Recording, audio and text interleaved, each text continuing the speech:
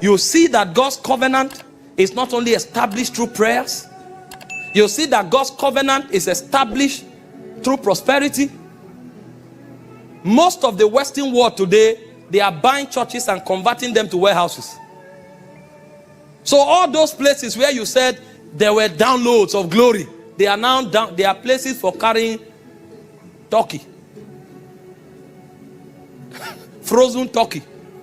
So the glory now is on turkey, because when they are buying it, you don't have money to say no, I will keep it. If you have money, you can buy it and say no, if this will be warehouse, I will keep it until one man rises who understands that order, and it will not be a prayer point.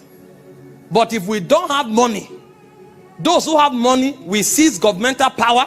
They will seize every context and every sphere of human engagement, and they will determine what runs there. Recently, they started a new app, and Christians were jumping on it and say, yeah, we are here to trade. I just shook my head. I felt pity for the church for two reasons. Number one, there's nobody in the church. They said within 6 hours of unveiling, more than 10 million have registered. How many people in the Christendom today can start something like that, and in one day the whole globe is shaking? We don't have such people, because it takes a lot of economic power to do that.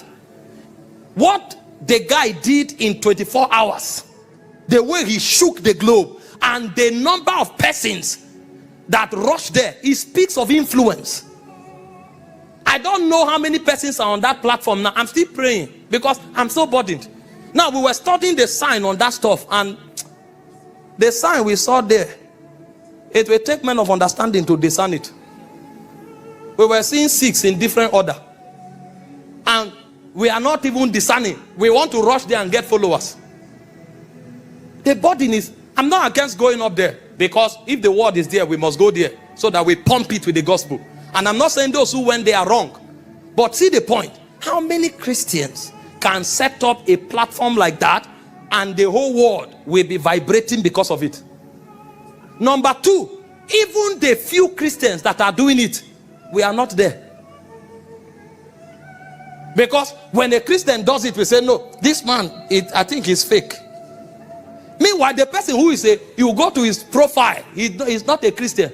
They say religion, he doesn't put God. Some put no religion. They start, we don't care, we jump in. But when a Christian is doing it, we come and sit down and say, let's study his private life. I'm not saying endorse those who are wrong, but I'm saying there's something wrong with us, because our heart is not right. Our heart is jealousy that sponsors those things. How many of us here are on Christian apps? The few that are trying so hard to take over. If they even tell us, we say, no, it's about their church. It's about their church. Is it not better to be on an app that advances a church philosophy than to be on a public program or platform that have policies that are demonic? Do you know that the teaching we did here on Tuesday, they flagged it and put it down because we said what we shouldn't say?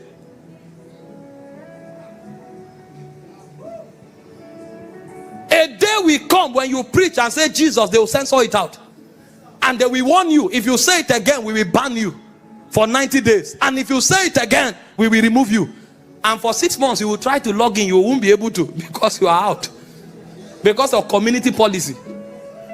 All of this will not need vigils if people who have economic power begin to buy those corridors. See, the reason we are talking prosperity is not to buy car and buy a wristwatch.